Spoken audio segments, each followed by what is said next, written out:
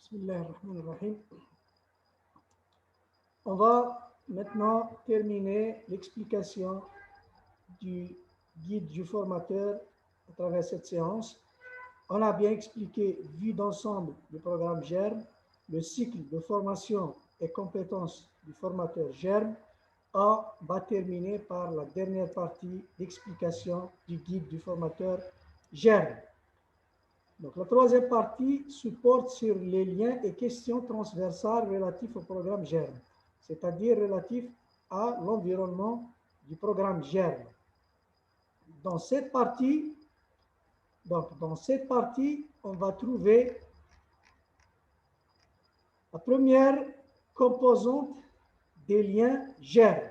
Donc, la première composante explique les composantes des liens GERM. La deuxième, c'est GERM et les questions transversales.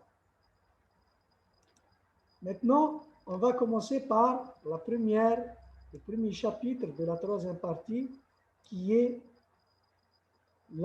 les composantes et les liens GERM.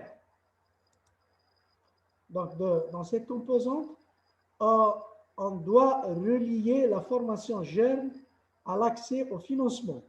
Donc, juste après la formation GERM et le suivi, on doit assurer qu'on peut relier la formation GERM à l'accès au financement. C'est-à-dire, on est censé de suivre tous les entrepreneurs qu'on a formés, que ce soit en création d'entreprise, que ce soit en gestion d'entreprise, pour leur donner une stratégie, une feuille de route pour bénéficier du financement, pour aller à l'accès au financement. Donc, c'est un environnement qui est relié aux entrepreneurs, c'est le financement. Et aussi, on doit relier le programme GERM aux services non financiers. Parce que dans l'environnement de l'entrepreneur, il y a les services financiers et il y a les services non financiers. Donc, quoi faire pour relier le programme GERM aux services de financement? Donc, la première des choses, l'accès au financement, on donne quelques conseils dans le guide du formateur pour la planification et la conception de la formation. Déjà, dans la planification et la conception de votre formation, on doit veiller à sensibiliser les entrepreneurs sur l'accès au financement. Donc, dans les étapes de l'élaboration, de la planification et la conception de la formation, on a la première des choses, c'était l'évaluation des besoins, l'analyse des besoins en formation. Pendant l'analyse des besoins en formation, on doit veiller à trouver quelques réponses aux questions suivantes. Les participants ont-ils des comptes bancaires ou un accès aux institutions financières? Donc, vous allez trouver dans les ABF, dans les fiches de candidature, des questions pour que le bénéficiaire va répondre et comme ça, vous allez récolter quelques informations par rapport à l'accès, la connaissance et l'accès au financement des entrepreneurs. Donc, parmi les questions qui sont posées dans les ABF, vous allez trouver ces questions et dans les réponses, vous pouvez les utiliser dans votre suivi des entrepreneurs pour accéder au financement. Donc, la première question, les participants ont-ils des comptes bancaires ou un accès aux institutions financières? Les participants peuvent-ils facilement déterminer le coût de leur projet et identifier les moyens d'obtenir le financement? Les participants savent-ils préparer un budget ou un plan financier pour leur entreprise? Ont-ils obtenu précédemment des prêts d'une institution financière ou d'une personne et ont-ils pu les rembourser? Connaissent-ils la manière dont fonctionnent les assurances et comment ils peuvent se protéger contre les risques? quel est le contenu requis de la formation, perception personnelle des besoins en formation en matière de connaissances financières. Donc, dans l'évaluation des besoins, vous allez trouver ces outils et ces questions. Vous pouvez l'utiliser dans votre suivi des entrepreneurs pour accéder au financement. Pour la constitution de l'équipe de formation, donc il faut veiller à que le formateur ou bien les coformateurs aient des connaissances sur les institutions de financement dans votre environnement, les conditions d'éligibilité pour accès au financement de la petite et moyenne entreprise. Et donc, comme ça, ou bien il faut faire appel à une personne ressource pour expliquer la manière, la possibilité d'accéder au financement pour ces entreprises. Aussi, le guide vous donne des conseils pour la tenue de la formation. Pendant la tenue de formation, vous allez trouver dans le guide des conseils pour accéder au financement. Donc, dans le contenu, quel contenu traitant de l'accès au financement faut-il intégrer dans la formation GERM? Donc, quel est le contenu qu'il faut intégrer dans la formation GERM pour expliquer aux entrepreneurs comment ils peuvent accéder au financement? Donc, quels sont les services financiers qui seraient utiles à un entrepreneur et pourquoi? Donc, il faut intégrer des réponses à ces questions pendant votre formation. La culture financière que vous allez apprendre aux entrepreneurs, donc il faut trouver des réponses à ces questions. Quels sont les services financiers qui seraient utiles à un entrepreneur et pourquoi? Où l'entrepreneur peut-il trouver ces services et comment peut-il identifier le fournisseur ou produit qui répond le mieux à ses besoins?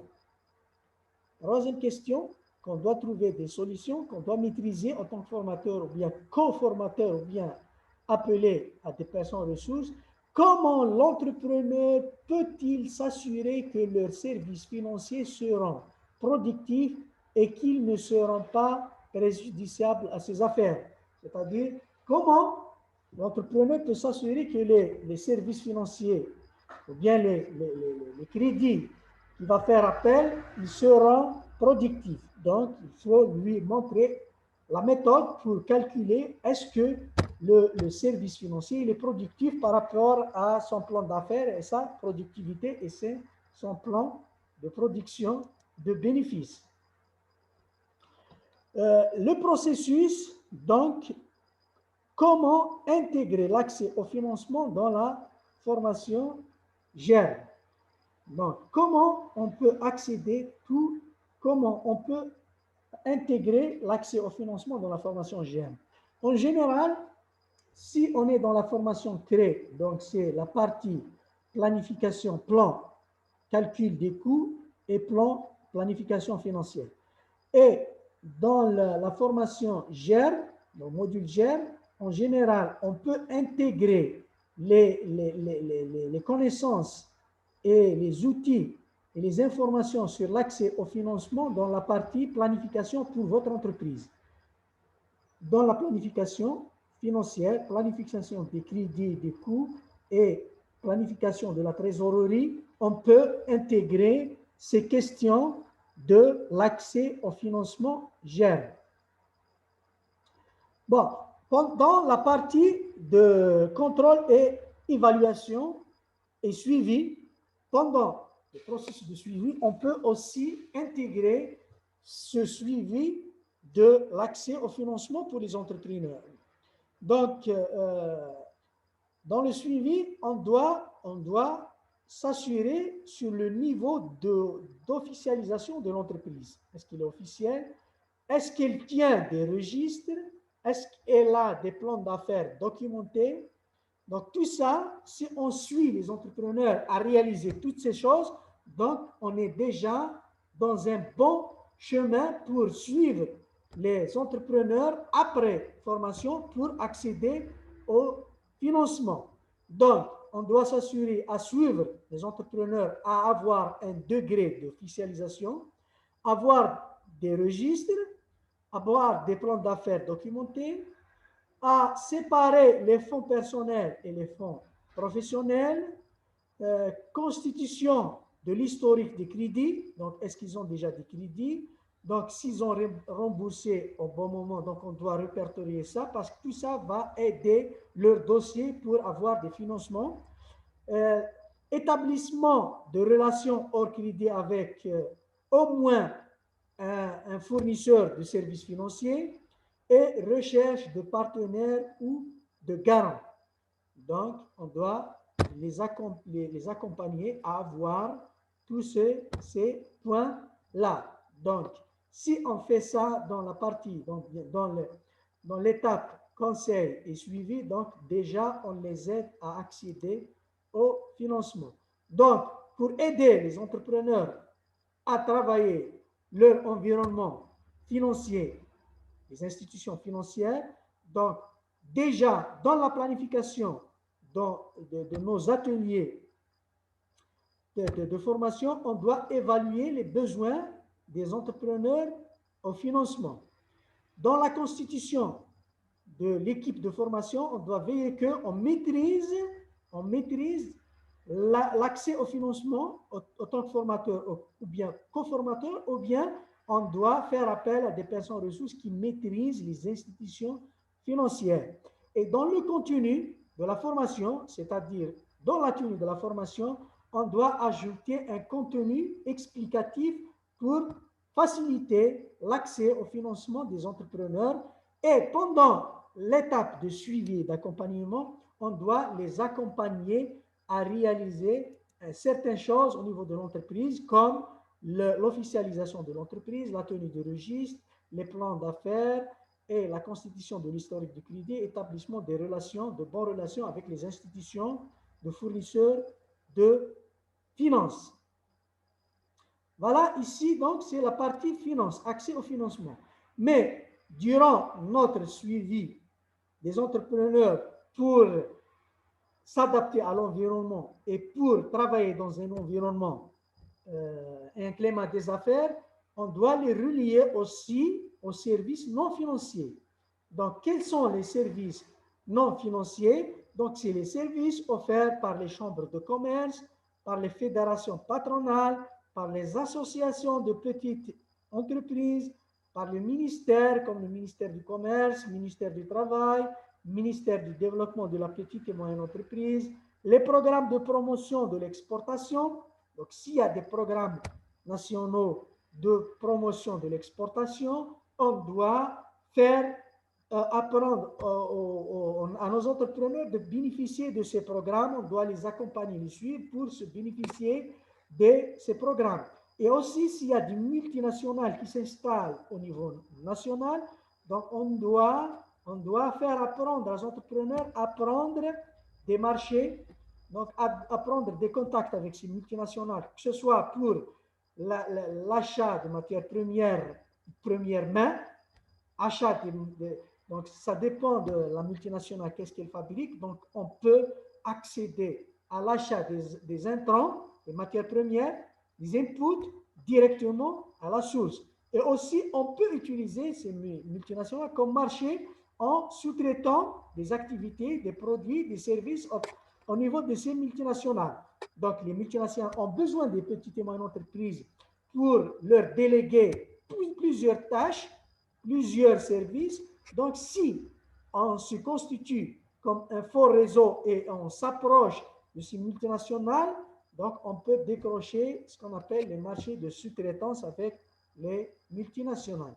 Et donc, en tant que formateur, consultant, vous devez maîtriser toutes ces choses, que ce soit relier votre formation et votre programme et vos apprenants à accéder au financement, ou bien relier aussi le programme GERM et en signant des conventions avec des services non financiers comme les chambres de commerce et les fédérations, les associations de petites et moyennes entreprises, les ministères et les programmes de promotion de l'exportation et les multinationales. Donc voilà un petit peu les composantes et les liens qui relient GERM à un environnement externe par rapport à l'entrepreneur. Parce que la première partie qui a été expliquée, c'est expliquer comment former Comment préparer, former et suivre les entrepreneurs dans la gestion des entreprises. Mais il y a une autre partie aussi, en tant que formateur et en tant que consultant GERM, donc vous allez jouer le jeu d'un développeur local. Vous allez jouer le jeu d'un accompagnateur de la petite et moyenne entreprise à travers la constitution des relations entre les entrepreneurs et les services financiers et les entrepreneurs et les services non financiers qui se trouvent dans la région bien du pays pour promouvoir la formation. Donc, vous êtes un facilitateur. Avant, pour la première et la deuxième partie, vous êtes un formateur. La deuxième partie, le guide va vous accompagner pour devenir un consultant. Donc, il y a beaucoup d'annexes que vous devez exploiter pour devenir ce qu'on appelle un consultant pour entreprise, un expert consultant, un développeur, un facilitateur qui facilite le suivi des entreprises pour s'adapter à l'environnement, pour travailler avec l'environnement et bénéficier des avantages de l'environnement et de ce qu'on appelle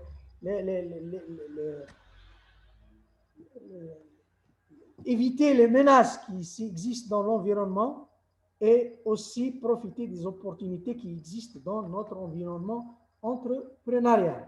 Voilà, ici c'est une tâche très importante et c'est un savoir-faire très important, une connaissance très importante. Si nos formateurs GERM utilisent aussi ce travail, donc ils vont être d'une grande valeur ajoutée pour l'accompagnement des petites et moyennes entreprises. Maintenant, le deuxième chapitre qui se trouve dans les liens et questions transversales relatifs au programme GERM, c'est les deux questions que l'OIT et le programme GERM s'occupent vraiment dans tous les programmes. Donc, en tant que formateur et consultant certifié par l'Organisation internationale du travail, on doit veiller à la promotion de l'égalité du genre dans la formation GERM et aussi on doit promouvoir l'entrepreneuriat des personnes handicapées. Donc, si vous dites que dans tous les pays développés, dans leur infrastructure, on met l'accent sur les personnes handicapées. Il y a toujours des moyens pour aider les personnes handicapées. Nous aussi, en tant que formateurs, on doit faciliter l'entrepreneuriat, la formation GEM, le programme GEM pour les handicapés. La première question, c'est l'égalité entre les genres. Pour l'égalité, le guide va vous donner quelques conseils pour arriver à cette égalité. Les premiers conseils, lors de la planification et de la conception de la formation. Déjà au début, donc comment on peut arriver à l'égalité entre les genres? Déjà, dans la planification, dans l'évaluation des besoins de formation des gens, on doit veiller à savoir et connaître le niveau d'alphabétisation, des compétences, des connaissances et d'éducation des hommes et des femmes dans la zone où je travaille. Le niveau d'alphabétisation, de compétences, de connaissances et d'éducation des hommes et des femmes en même temps. Le secteur dans lequel ils opèrent et la nature de leurs activités. Donc, quels sont les secteurs et la nature des activités des hommes et des femmes là où je travaille? Les attitudes envers la formation et la volonté et la capacité à participer et à payer pour la formation pour les hommes et les femmes en même temps. Les précédentes participations à une formation. Donc, tout ça se trouve dans l'évaluation des besoins qu'on utilise dans le programme GEM. Toutes ces informations vont vous donner une vue générale sur les hommes et sur les femmes. Les précédentes participations à une formation, est-ce que Combien, donc, ils ont participé déjà à une formation? Est-ce que c'est facile de participer aux formations dans cette zone pour les hommes et les femmes? Et le contenu de la formation requise, leur perception des besoins en formation. Donc, s'ils ont déjà participé à une formation, que ce soit les hommes et les femmes, donc, quelle est leur appréciation, quelle est leur perception de cette formation? Comme ça, j'aurai déjà une idée. Est-ce que déjà, il y a des facilités ou bien des obstacles pour les hommes, ou bien pour les âmes, les femmes? Et aussi, la constitution de l'équipe de formation. En tant que formateur, ou bien votre coformateur, il faut s'assurer qu'au moins un membre de l'équipe possède le savoir sur l'égalité des genres. Il faut être sensible sur l'égalité des genres en tant que formateur ou bien conformateur. Il faut placer dans l'équipe, dans la mesure du possible, deux formateurs de sexes différents. Donc, si notre public donc, est mixte, il faut au moins, donc si dans la mesure du possible, s'il y a un formateur et une formatrice pour faciliter le suivi surtout, le suivi après formation. Lorsque la formation s'effectue dans une équipe composée de femmes et d'hommes, chacun doit traiter l'autre avec respect et égalité. Donc, si on est dans une formation mixte, on doit respecter les hommes et les femmes d'une manière égale. Pendant la sélection des participants, comment veiller à l'égalité pendant la sélection des participants?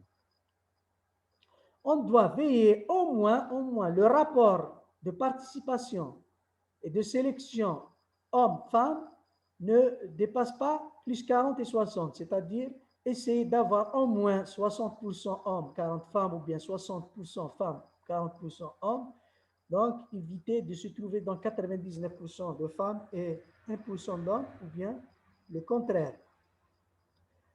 Vous pouvez considérer l'option d'avoir plus de femmes afin d'être sûr qu'elles interviendront et participeront activement en toute confiance.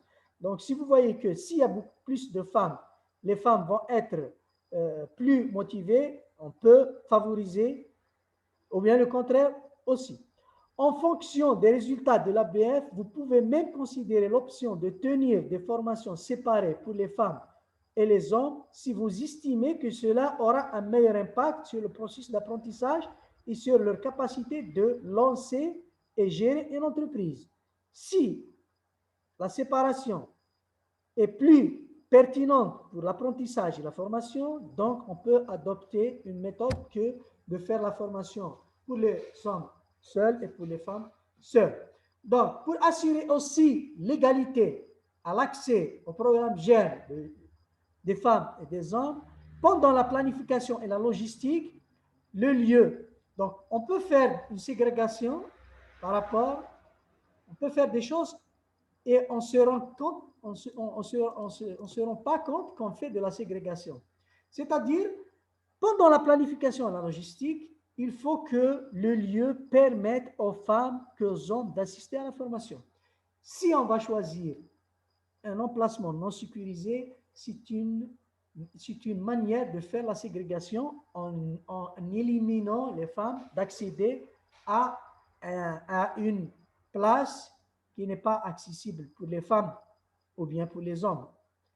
Et aussi, le temps de la formation convient tant aux femmes qu'aux hommes, le temps. C'est-à-dire, si je planifie la formation pendant le temps où les femmes s'occupent des enfants, ce n'est pas au moment où les enfants sont à l'école, dans les week-ends. Donc, c'est une manière de dire que les femmes ne vont pas participer à cette formation. Ou bien, si on organise les formations pendant le temps de travail des hommes et le lieu et le temps ne convient pas aux hommes, donc c'est une manière de dire que les hommes ne vont pas participer à cette formation. Donc, pendant la formation, la planification et la logistique, il faut veiller qu'on ne va pas faire de la ségrégation pendant la planification. Le lieu et le temps doivent être convenables pour les hommes et pour les femmes. Maintenant, comment veiller aussi à l'égalité du genre pendant la formation, pendant les sessions de formation? Donc, pour le contenu, Les formateurs doivent clarifier que les participants devraient choisir leurs idées d'affaires sur la base des compétences, la demande des biens et services et la disponibilité des ressources et de l'appui et non sur des stéréotypes. Surtout dans la formation, trouver les idées d'entreprise. Donc, il ne faut pas classifier les idées et les entreprises par rapport au genre, mais le choix des entreprises, c'est par rapport à la compétence, la demande, les services, la disponibilité et tout ça. Et non pas par rapport à des stéréotypes. Donc, on ne doit pas catégoriser déjà les idées d'entreprise selon le genre, en disant que voilà, si vous voulez choisir des idées, donc évitez toutes ces idées d'entreprise parce qu'ils ne conviennent pas aux hommes. Ou bien évitez toutes ces idées d'entreprise parce qu'ils ne conviennent pas aux femmes. Donc, ça, c'est une manière de ne pas favoriser l'égalité entre les sexes. La discussion sur le personnel et la productivité doit également se pencher sur les avantages que représente l'égalité dans le recrutement et le traitement. Donc, si on discute sur le personnel, la productivité, la performance, on doit expliquer que les avantages de recrutement et de traitement égal du personnel dans le travail. Pendant le processus, pour le processus, pour assurer l'égalité, donc comment procéder? Accorder suffisamment de temps aux deux sexes, en particulier les femmes. Dans le processus, il faut accorder suffisamment. Notamment si on est dans un lieu, il y a beaucoup d'obstacles par rapport aux femmes, donc on doit leur donner plus de temps pour réaliser leurs activités et participer à la formation. Éviter de contraigner les participants et de creuser un fossé entre les hommes et les femmes. Les plaisanteries sexistes ou les commentaires négatifs sur l'égalité des sexes et autres situations difficiles peuvent compliquer la formation. Donc, il faut éviter tout ça. Maintenant, les derniers conseils relatifs aux égalités du genre se rapportant sur le suivi et le contrôle évaluation. Donc, pendant l'étape de suivi et d'évaluation, donc, il faut veiller à un soutien spécifique requis. Donc, si une catégorie, que ce soit homme ou femme, ont besoin d'un soutien spécifique requis, donc on doit prendre en considération ça, que ce soit déplacement, que ce soit temps, que ce soit capacité à payer, que ce soit préférence sur le plan des horaires et des modalités de suivi, que ce soit garantir des résultats équitables pour les deux sexes. Voilà, donc, pour veiller à qu'il y ait égalité sur le plan genre, on doit tout préparer, de la sélection jusqu'à l'évaluation et le suivi pour favoriser les deux sexes à bénéficier d'une manière équitable du programme GERME. Maintenant, la dernière partie sur les questions transversales, c'est les personnes qui nécessitent bien les handicaps. Donc, partout dans le monde, ça existe, les handicaps. Donc, il ne faut pas avoir le complexe de planifier, de préparer, de faire analyse des besoins en prenant en compte qu'il y a des handicapés qui peuvent participer à notre formation. Donc, l'intégration des handicapés dans le programme GERME commence aussi pendant la planification et la conception des formations, pendant l'évaluation des besoins. Qu'est-ce qu'on va prendre pendant l'évaluation des besoins en formation pour faciliter l'accès et intégrer ces personnes dans le programme GERME?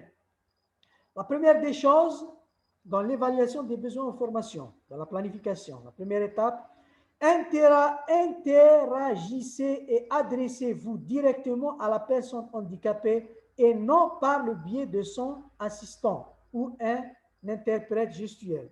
Essayez d'interagir de s'adresser directement aux personnes. Demandez, ne résumez pas que vous connaissez les besoins d'une personne handicapée.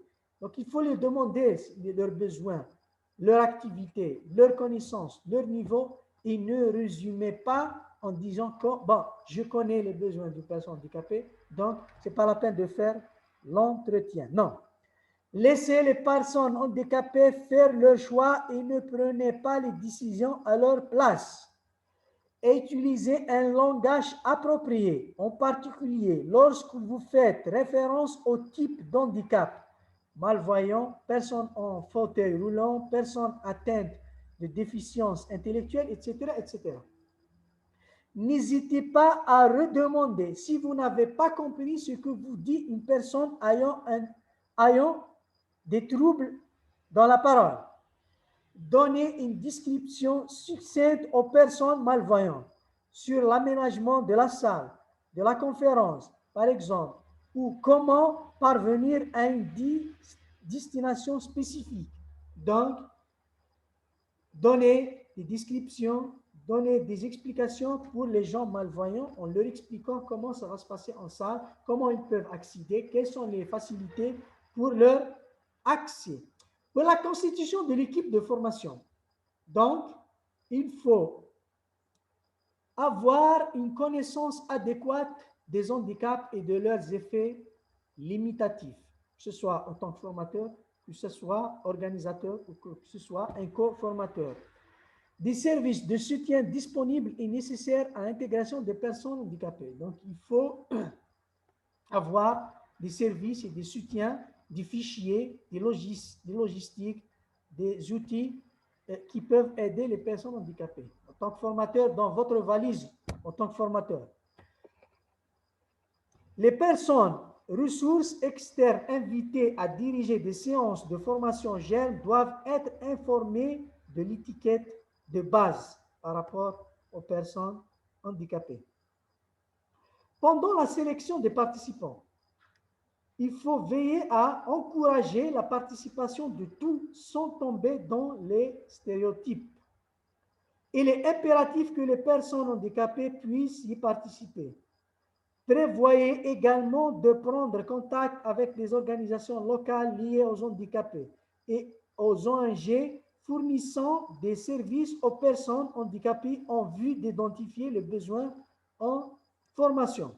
Il faut savoir quels sont les besoins de ces handicapés, donc à travers ces ONG et ces associations de fournitures de services aux handicapés. Le lieu doit être approprié pour permettre aux participants handicapés de participer pleinement et d'arriver à l'heure à la formation. Pendant la planification et la logistique, veuillez également à ce que les sorties de secours du bâtiment prennent en considération les besoins des personnes handicapées. Pendant la planification aussi, n'oubliez pas d'élaborer les matériels de formation en format alternatif à l'intention de participants handicapés. Donc, il y a des outils pédagogiques alternatifs pour les personnes handicapées. Il faut avoir connaissance de ces outils et les utiliser pour favoriser l'accès des handicapés à ce programme GERM. Aménager ultérieurement les équipements pour convenir aux participants handicapés s'ils le souhaitent. Voilà. Maintenant, pendant l'étape de la formation, la tenue de la formation. Pour le contenu, le programme de formation doit référer les résultats de l'ABF et aussi, si l'ABF indique que les personnes handicapées éprouvent des difficultés spécifiques dans un domaine particulier de la gestion des entreprises, il est important que ces besoins soient intégrés au programme. Accordez suffisamment de temps à tous les participants. Évitez de contrarier les participants et gardez constamment présent à l'esprit les règles de l'étiquette. Il ne faut ni encourager ni accepter les plaisanteries ou commentaires négatifs sur les personnes handicapées. Maintenant, pendant l'étape de suivi et contrôle et évaluation. Pour avantagé et pour enlever tous les obstacles aux handicapés dans cette étape, la planification et la fourniture de soutien, de suivi doivent, tout comme la formation, doit tenir compte des défis et des différences avec les personnes handicapées en termes de soutien requis de leurs capacités. Prendre part de leurs préférences sur les plans horaires et des modalités, visite sur le terrain par le fournisseur de soutien ou bien par le formateur, au déplacement de l'entrepreneur vers le fournisseur, suivi individuel ou du groupe. Donc, toutes ces activités de conseil et de suivi doivent prendre en considération les préférences et la capacité des handicapés. Tous les formateurs doivent être dans un format accessible aux handicapés. Donc, tous les formateurs doivent être dans un... Tous les formulaires doivent être dans un format accessible aux handicapés. Donc, les formats, les fichiers qu'on utilise dans la formation GERB doivent être accessibles aux handicapés. Donc, voilà la dernière partie que s'occupe le programme GERB à travers le guide de formateur. On a dit c'est les composantes du programme GERB et les relations au financement et relations aux services non financiers et les questions transversales qui sont la promotion de l'égalité des genres dans la formation GERB et l'entrepreneuriat des personnes handicapées, c'est-à-dire aider, favoriser, faciliter l'accès des personnes handicapées au programme GERB pour la création et la gestion des petites et moyennes entreprises. Je vous remercie pour votre assistance. Donc, c'est la dernière partie d'explication du guide du formateur et on va passer à d'autres activités. Merci et à la prochaine.